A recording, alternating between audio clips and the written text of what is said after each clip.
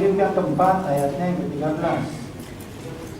Filipi 4 ayat 13. Segala perkara dapat kutanggung di dalam Dia yang memberi kekuatan kepadaku. Amin. Amin. Saudara, Rasul Paulus menulis surat untuk jemaat di Filipi.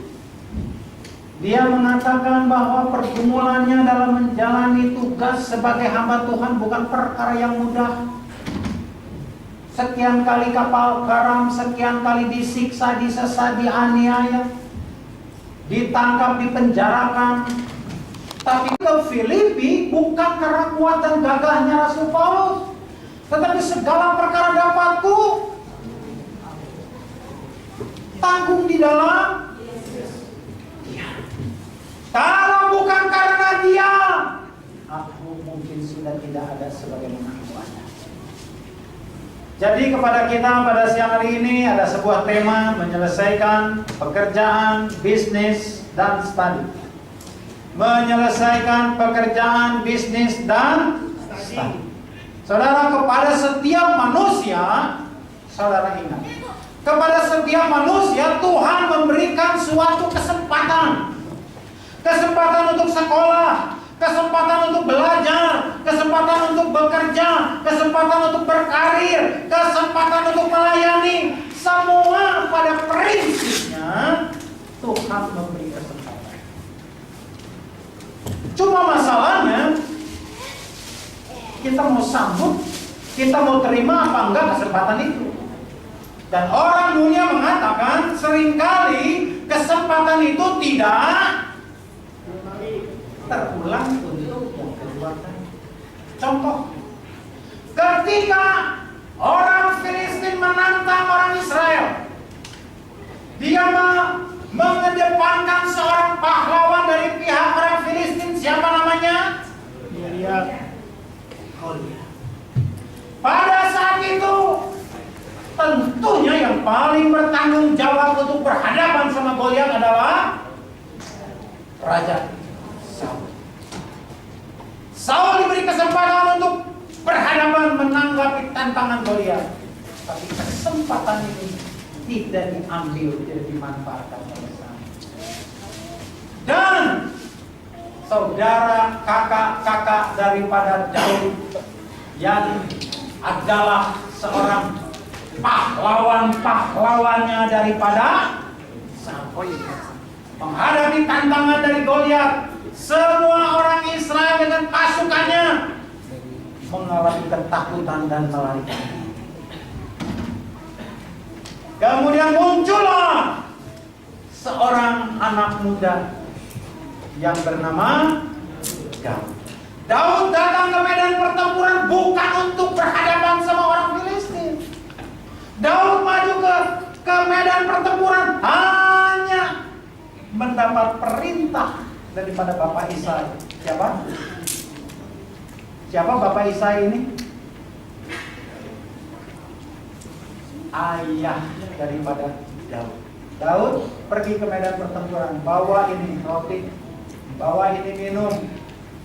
Lihat kakak-kakakmu, bagaimana keadaannya.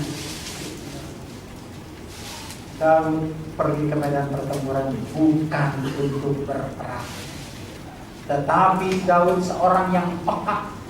Ketika dia mendengar tantangan daripada orang Filistin, serta-merta dia terima kesempatan ini.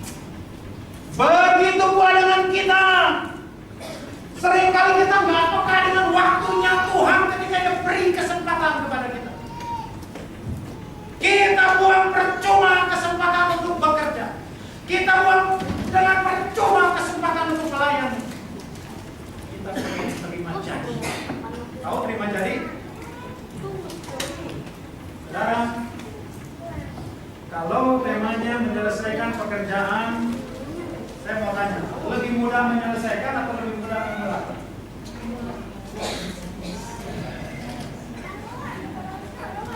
Saya sempat berdoa, berpikir, merenungkan tema ini. Ini yang bikin temanya cukup dan sangat berhikmat. Tentunya mengakhiri sebuah pekerjaan bisnis tadi tidak semudah daripada memulai. Beberapa tahun yang lalu ketika anak saya yang sulung lulus dari SMA, waktu itu zamannya sedang ramai-ramainya komputer, dia berpikir dengan teman-temannya, dia masuk sekolah ilmu jurusan IT karena selalu main komputer. Saudara, karena pengertian yang salah, 5 orang bersahabat masuk yang ambil IT. Baru mendekati semester pertama, setiap kepalanya katanya panas, Pak. Kenapa panas? Saya masuk ke kamar mandi siram sama air. Bukan gitu. Setiap hari berhadapan sama rumus-rumus soal matematika. Anak saya bilang, saya pikir kalau soal komputer itu main game, main apa, saya bilang enak aja. Berpikir bagaimana game yang tidak ada menjadi ada. Akibatnya 3 orang temannya sulit. Karena apa? Dimulai tidak dengan perencanaan.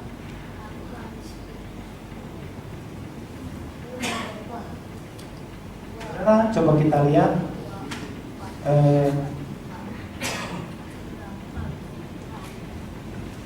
Lukas 14 ayat 28 sampai dengan 30. Sebelum kita mengakhiri suatu pekerjaan, bisnis, atau studi, tentu ada awal, ada permulaan. Ketika kita memulai, jangan sampai salah langkah. Lukas 14 ayat 28 sampai 30. Sebab siapakah di antara kamu yang kalau mau mendirikan sebuah menara tidak duduk dahulu membuat anggaran biayanya, kalau cukup uangnya untuk menyelesaikan pekerjaan itu, supaya jikalau dia sudah meletakkan dasarnya dan tidak dapat menyelesaikannya, jangan-jangan semua orang yang melihatnya mengejek dia, sambil berkata, orang itu mulai mendirikan, tetapi ia tidak sanggup menyelesaikannya. Amin. Saudara,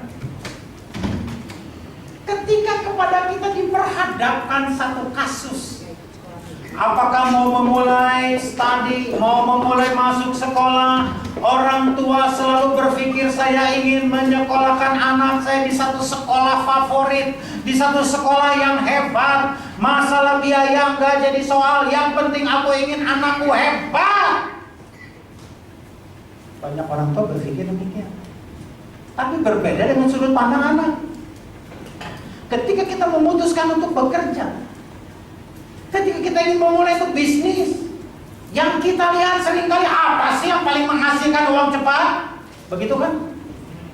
Begitu kita dengar orang jual mie bakso laku, rame-rame semua buka mie bakso. Begitu kita mendengar buka peternakan ayam menghasilkan uang besar, rame-rame semua ikut buka peternakan ayam. Enggak dihitung, tidak dipikir dengan segala permasalahan lika-liku di dalam pekerjaan yang akan kita hadapi kelak. Tetapi firman Tuhan memperingatkan kepada kita saat ini, ketika kita akan memulai segala sesuatu, apa katanya tadi? Duduk dulu. Duduk dulu, ngobrol sama siapa? Sama istri, sama anak, sama siapa lagi? Sama mertua, sama siapa lagi? Tadi firman Tuhan didengerin enggak? Mari kita sama-sama berpikir. Tadi ngomong apa itu? Yang bacain. Kita duduk, ajak Yesus duduk. Tuhan, aku mau bekerja.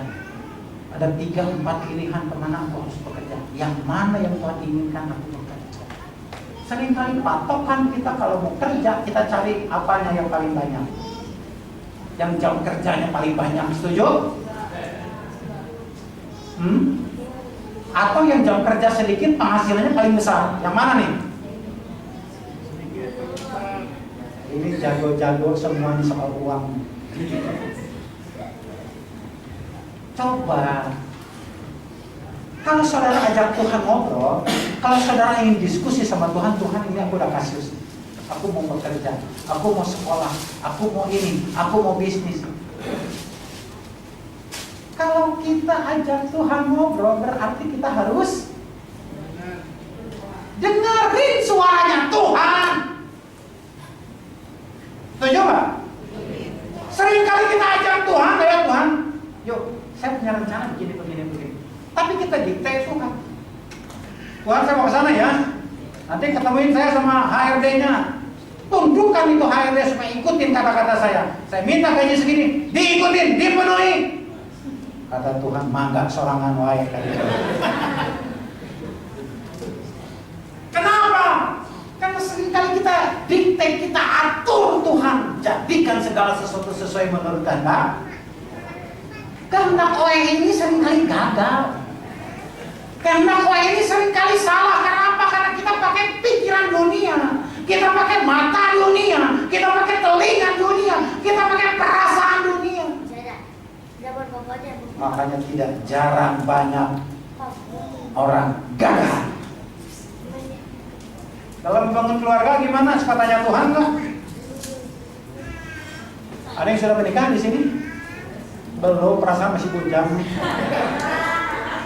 Ketika saudara membangun keluarga, tanya Tuhan nggak? Yang benar. Perasaan saya ragu nih jawabannya. Tanya Tuhan nggak? Benar, saya setuju banyak yang tanya, tapi pertanyaan yang penting. Sudah dapat jawaban belum dari Tuhan? Nanya mana nanya? Sudah dapat jawaban belum? Halo. Makanya nggak heran, baru masuk setahun 2 tahun, rasanya salah nih, Tuhan kasih jodoh nih. Yang mau kamu, yang paksa Tuhan kamu, udah nggak ada masalah. Rasanya Tuhan salah nih. Padahal kita lihat sesuatu yang ini jahat manusia. Makanya jangan andalkan pikiran, perasaan, kehendak kita, tapi andalkan pikiran. Kalau Tuhan bilang, nah, jangan sama yang itu, nah. Itu bukan tulang rusukmu. Nurut nggak kita? Yang benar ini kayak baik banget nih. Nurut nggak? Tentu kita tolak Tuhan. Ini jantung hatiku. Tanpa dia aku nggak bisa hidup. Dulu bilangnya tanpa dia aku nggak bisa hidup. Udah ada masalah di tengah jalan, yang disalahkan siapa? Nah, sekarang bagaimana? Sebelum kita mengakhiri atau menyelesaikan pekerjaan bisnis, cobalah kita duduk, kita ajak Tuhan. Pertama-tama kalau kita mau bicara sama Tuhan, rendahkan hati kita serendah-rendahnya. Saudara, ketika Abraham disuruh keluar dari Ur Kasdim, Abraham itu bukan seorang pengangguran. Abraham itu bukan seorang yang nggak punya kerja. Abraham itu bukan seorang yang miskin papa. Dia sudah punya keluarga, sudah punya pekerjaan, punya hewan peliharaan cukup banyak. Tetapi ketika Tuhan bilang, hei Abraham, keluar dari Ur Kasdim. Abraham gak tanya kunaon, Iraha. Saudara tahu kunaon Iraha? Kalau orang Bogor pasti tahu, dia orang Jakarta, Betawi gimana nih? Enggak banyak cerita, dia langsung keluar. Waktu dia keluar dari Ur Kasdim, bukan berkat, bukan harta benda, bukan yang mewah-mewah, yang hebat-hebat yang dia terima. Dia pergi ke Mesir karena ada kekeringan dan kelaparan. Ini bukan karena Tuhan salah mendidik langkah kita, tapi Tuhan ingin supaya kita tunduk, takluk, taat hanya kepada firman Tuhan. Saudara, kalau saya tanya sama kita semua, lebih baik saudara tinggalkan sama bos saudara di mana saudara bekerja, bilang perusahaan sudah tidak membutuhkan tenaga Anda, ditinggalkan sama bos, Anda suruh keluar, atau ditinggalkan sama Tuhan. Ditinggalkan sama bos, kita hilang pekerjaan. Kalau ditinggalin sama Tuhan kita masih bisa bekerja. Duit mesti dapat tiap bulan ke mana? Yang benar. Waduh. Makanya saya kalau khotbah di sini hatinya sejuk saya. Hatinya tentram. Pulang di jalan sambil setir sambil bersyukur karena Tuhan, ini jemaat sudah dewasa rohani semua. Jadi khotbah gak perlu lama-lama, 5 menit, 10 menit, amin. Kenyataan berapa banyak hari Minggu orang cari uang, hari Minggu orang bukan ke gereja mancing, hari Minggu lakukan hobi, hari Minggu berantem di rumah. Bukan berarti cari uang hari Minggu dosa. Bukan berarti begitu, tapi cari dulu Tuhan. Karena bos kita bisa baik, bos kita bisa galak karena Tuhan bentuk dia untuk mendisiplinkan kita. Saya jujur, dulu juga saya pernah menjadi pelaku kejahatan. 2 tahun saya tinggalkan Tuhan. Gelar pendeta pembantu saya lepaskan Tuhan. Tunda dulu ya pelayanan saya, tunda dulu ya ibadah saya mau cari uang sebanyak-banyaknya. Tuhan berulang kali menegur saya, kenapa? Apakah aku kurang memberkati? Apakah aku jahat sama kamu? Apakah aku tidak mengasihi engkau lagi? Saya bilang bukan Tuhan, karena berkat Tuhan lama bisa. Orang lain mau udah begini, udah begitu, udah naik mobil, udah punya rumah gedung, saya baru mulai usaha. Gimana Tuhan? Usia saya sudah kepala 3. Padahal kalau kita belajar Yesaya 45 ayat 5, 6, 7, akulah Tuhan, tidak ada yang lain.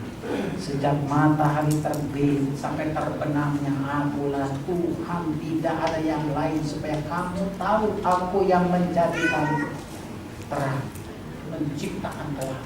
Aku yang menjadikan nasi uduk, menciptakan nasi malam. Artinya hidup mati kita, bahagia nestapa kita, jaya miskin kita ada di dalam tangan. Jadi kalau saudara undang Yesus, mau runding dalam masalah apapun juga, kita harus rendah hati. Kita yang dengar Tuhan, kita undang Tuhan untuk ngomong, jangan kita yang banyak ngomong. Setelah rendah hati, kita harus taat. Daud ketika disuruh ke medan perang, lihat orang Israel akan berperang sama orang Filistin, dia nggak bilang aduh takut. Di dalam rumah aja kita sering ketakutan, ya, di dalam rumah suka ketakutan. Oh nggak ada. Apalagi masuk ke medan perang, kita saksikan, pengen lihat ini perang apa. Daud tinggalkan semua tugas, dia taat sama bapaknya, dia pergi.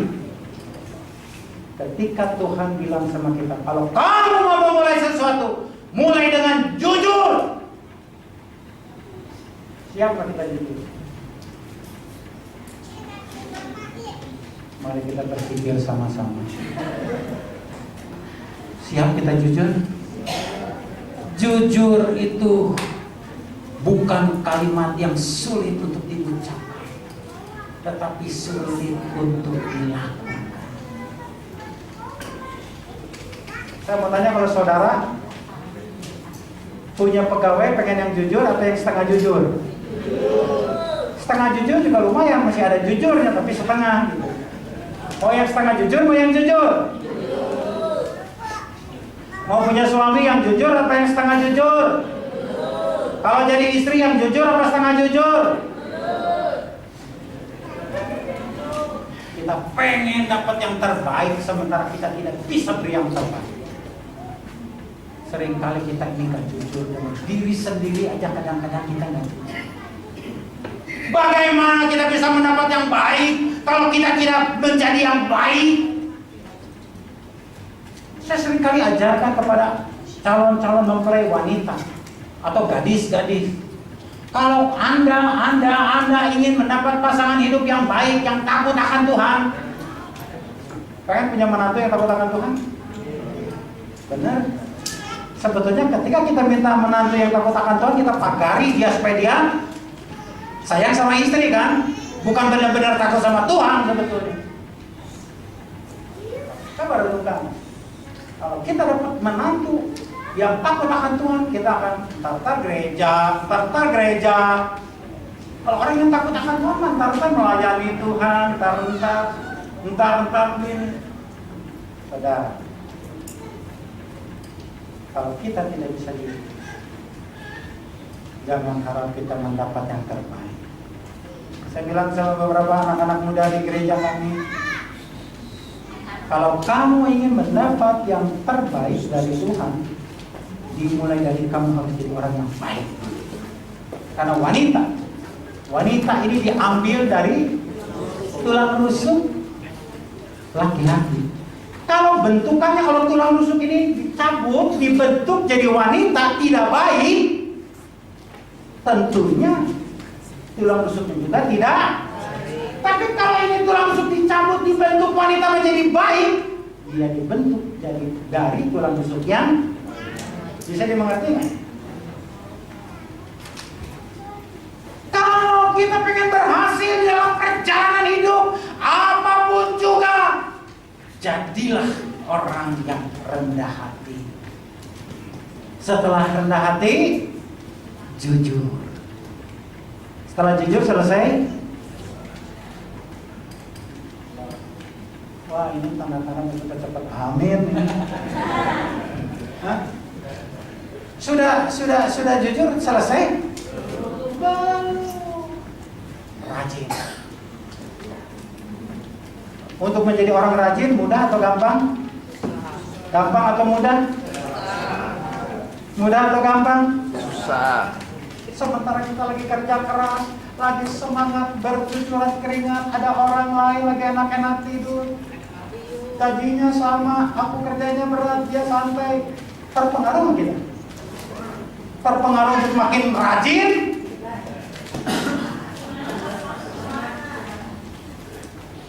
Makanya ikut Tuhan itu gak mudah.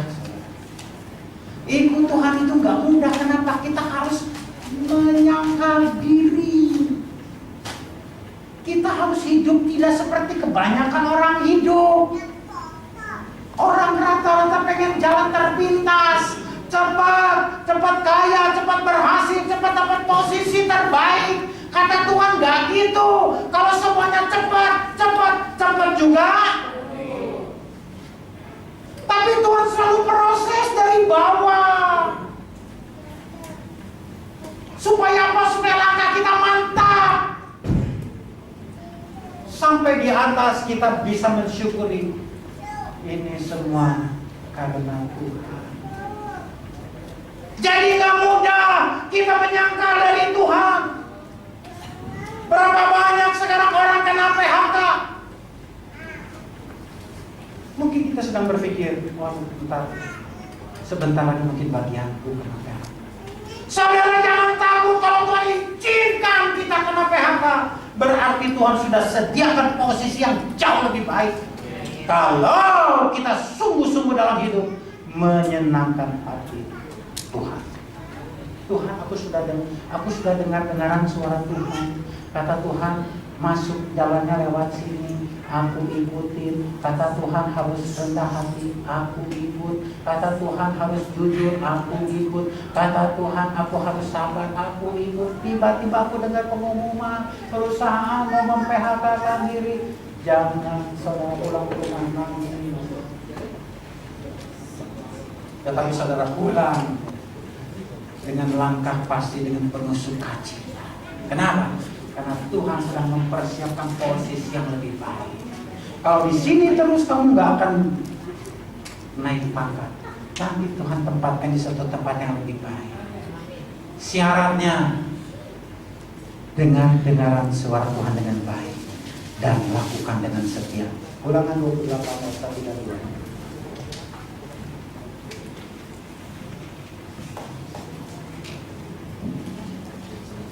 Ulangan 28 ayat 1 dan 2. Jika engkau baik-baik mendengarkan suara Tuhan Allahmu dan melakukan dengan setia segala perintahnya yang kusampaikan kepadamu pada hari ini, maka Tuhan Allahmu akan mengangkat engkau di atas segala bangsa di bumi. Segala berkat ini akan datang kepadamu dan menjadi bagianmu jika engkau mendengarkan suara Tuhan Allahmu. Amin. Terima kasih. Tuhan bilang, kalau kita pengen diberkati dimanapun, di rumah, di luar rumah, di pelayanan, di ladang, di dapur, dimanapun, kata Tuhan, dengarkan suara Tuhan dengarkan suara Tuhan dengan baik, karena ada begitu banyak suara-suara di antara suara Tuhan. Ketika kita duduk dengar firman Tuhan, ada banyak suara, ada berapa banyak suara yang kita dengar. Halo, saudara paham? Pada saat kita dengar firman Tuhan, ketika kita dengar khotbah, ada berapa banyak suara yang kita dengar? Saya kasih contoh. Salah satu suara Bengawan Solo dari perutnya. Kapan aminnya ya? Kapan aminnya ya? Ini udah waktu makan siang. Satu suara lain. Keburu nggak ya ntar sore mancing ya?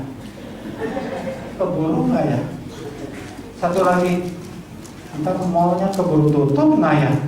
Coba kita lagi duduk di gereja, lagi dengar firman, berapa suara yang masuk ke dalam telinga kita? Firman Tuhan bilang, apa kalian tadi? Apabila engkau mendengarkan suara Tuhan dengan baru kita bisa melakukan dengan setia. Kalau kita dengarnya aja udah gak baik, bagaimana kita bisa memulai semua pekerjaan, aktivitas, study dengan baik? Tentu kita juga diperhadapkan kepada kita tuh diperhadapkan banyak pilihan, kata Tuhan. Nah, Tuhan itu nggak pernah salah tunjukkan jalan sama kita, jalannya yang ini.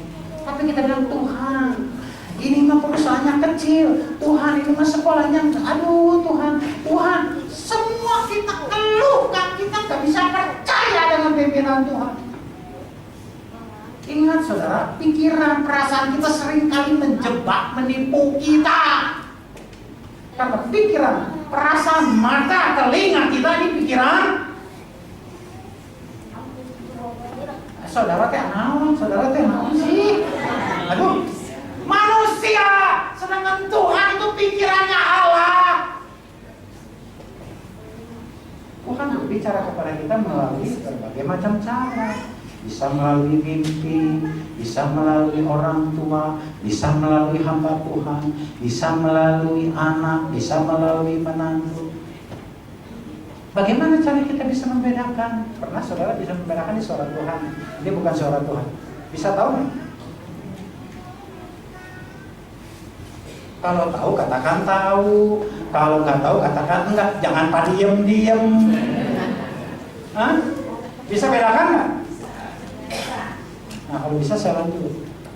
Jadi kita harus taat dengar suara Tuhan. Kalau Tuhan bilang, nah jodohmu bukan yang itu yang ada hitam dikit. Aduh, Tuhan itu mah gelap. Kalau Tuhan bilang itu, ya itu. Jangan kita bilang Tuhan pengennya kayak Korea. Bisa nikah, tapi hasilnya nggak sebaik apa yang Tuhan kasih. Jadi bagian kita ini kita nggak boleh bahasa Sukabuminya kekeh. Bahasa Betawinya apa?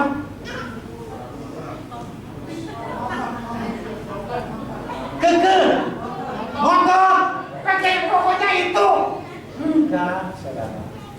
Nah, kalau kita memulai sudah dengan baik, kalau kita sudah memulai dengan baik, nanti saudara lihat, meskipun sepertinya jalannya berliku-liku, 40 tahun berputar-putar di padang gurun, Tuhan tanggung jawab untuk makannya, untuk minumnya, untuk tiang awannya, untuk tiang apinya. Kasut yang dipakai orang Israel selama 40 tahun tidak Itu salah satu bentuk tanggung jawab Tuhan kepada kita kalau kita tanggung, kalau kita ikut pimpinan Tuhan. Sekarang pertanyaannya, bagaimana supaya kita bisa menjadi orang yang rendah hati? Bagaimana supaya kita menjadi orang yang bisa mendengar dengar-dengaran suara Tuhan dengan baik dan melakukannya dengan setia? Bagaimana kita bisa taat, jujur, setia, rajin? Kita bertanggung jawab dengan setiap apa yang kita sedang lakukan saat ini. Gimana caranya? Pertama-tama, kita harus sadar siapa kita. Kalau saudara tidak tahu siapa saudara, sampai kapanpun kita tidak pernah taat sama Tuhan. Kejadian 1 ayat 7, Kejadian 2 ayat 7. Kejadian 2 ayat 7. Ketika itulah Tuhan Allah membentuk manusia itu dari debu tanah dan menghembuskan nafas hidup ke dalam hidungnya. Demikianlah manusia itu menjadi makhluk yang hidup. Amin. Ada amin? Pertama kita harus sadar siapa aku ini. Sehebat-hebatnya aku, sehebat-hebatnya posisiku, sekaya-kayanya aku tetap dibentuk dari debu tanah. Apa sih yang bisa dilakukan oleh seonggok debu tanah? Kalau bukan karena Sang Maha Pencipta Allah, kita nggak bisa ada sebagaimana kita ada. Jadi kita akan mempertahankan kerendahan hati kita di hadapan Tuhan. Kita akan mempertahankan kesetiaan iman kita kepada Tuhan. Kalau kita menyadari bahwa pada kita itu nggak ada apa-apanya, nggak ada hebat-hebatnya, nggak ada bagus-bagusnya, nggak ada pintar-pintarnya. Sampai di sini bisa dimengerti? Kalau kita merasa aku ini hebat, aku ini ganteng, aku ini kaya, aku ini cerdas, aku ini ranking terus, kita nggak pernah mau tunduk sama Tuhan. Kita akan atur Tuhan harus ikut menurut kehendakku. Dan Tuhan tidak pernah paksakan kehendak Tuhan dalam hidup kita. Beberapa waktu lalu ada seorang ibu tanya sama saya, Pak, saya mau tanya, silahkan. Kenapa Tuhan izinkan manusia mempunyai kehendak bebas? Free will. Kenapa Tuhan izinkan manusia punya kehendak bebas? Maksudnya apa, Bu? Kalau Tuhan tidak izinkan manusia punya kehendak bebas, suamiku nggak selingkuh, selalu dipagari oleh firman Tuhan. Tapi karena Tuhan kasih kehendak bebas, dia bebas main-main dengan cewek-cewek lain. Saudara setuju? Kalau Tuhan memberi kepada manusia kehendak bebas itu satu sikap tindakan yang salah?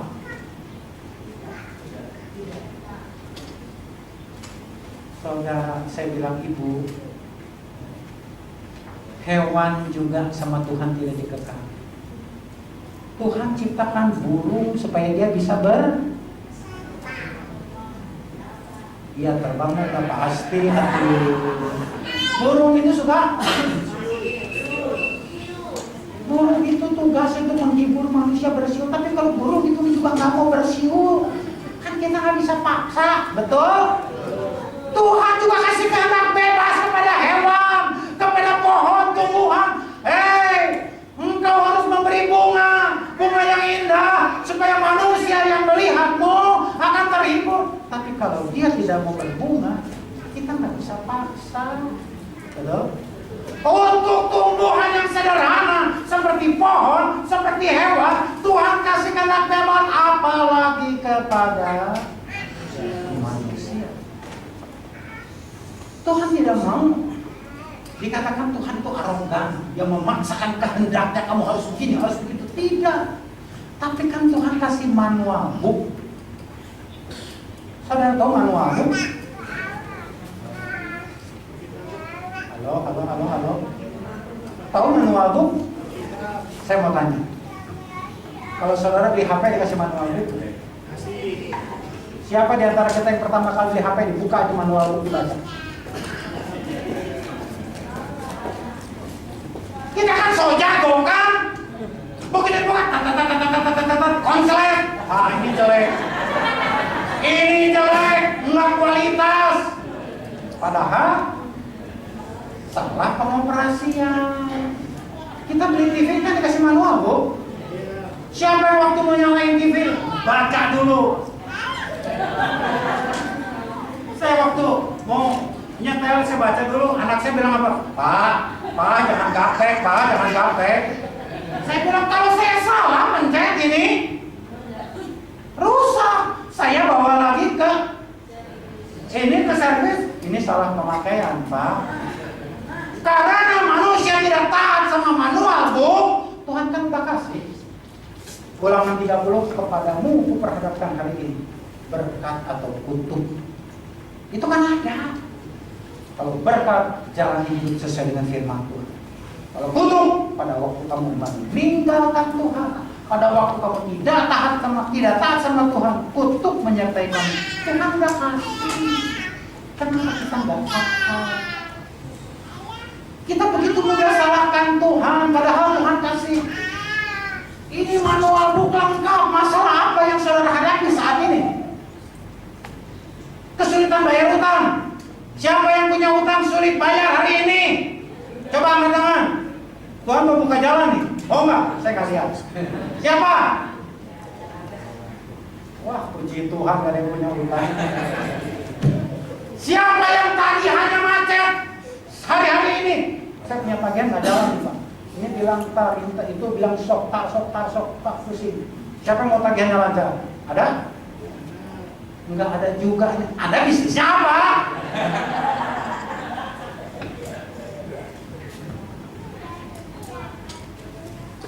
Saudara, kembali lagi. Kita ini manusia bentukan Allah. Hidup kita, rancangan kita enggak lebih baik daripada rancangan Allah. Itu harus kita ketahui. Jadi kalau saudara ingin berhasil menyelesaikan semua pekerjaan, bisnis, tadi dengan baik, rendahkan hati. Dengar-dengaran akan firman Tuhan. Lakukan dengan setia, jujur, taat, rajin. Jangan ada karakter pengkhianat dalam kehidupan kita. Ketika cara-cara dunia, kita lihat orang dunia itu cepat berhasil ya, cepat kaya ya, cepat makmur ya. Dia lakukan segala hal yang sebetulnya kita tahu nggak boleh dilakukan oleh orang Kristen. Tapi demi itu keberhasilan seringkali kita langgar itu aturan-aturan Tuhan. Akibatnya sekarang kita bingung mau menyelesaikannya gimana. Kita nggak berani keluar rumah, kan di depan ada debt collector gitu. Diam di dalam rumah, istri ngomel terus. Istri masih suka ngomel sama suami. Pulang dari sini, ya kalau belum ngomel ya. Tapi maksud saya gini, doa istri untuk suami itu sangat penting. Doa orang tua untuk anak-anak kita sangat penting. Doa menantu kepada mertua itu sangat penting. Jangan kita bilang saya sudah doa, tapi sepertinya nggak ada itu pertolongan. Cara Tuhan menjawab doa tidak seperti apa yang kita pikirkan. Dia punya rencana yang indah dalam kehidupan kita. Kalau kita menyadari siapa kita, tentu kita akan menyadari juga siapa Tuhan yang menjadikan kita. Dia adalah Allah Sang Maha Pencipta.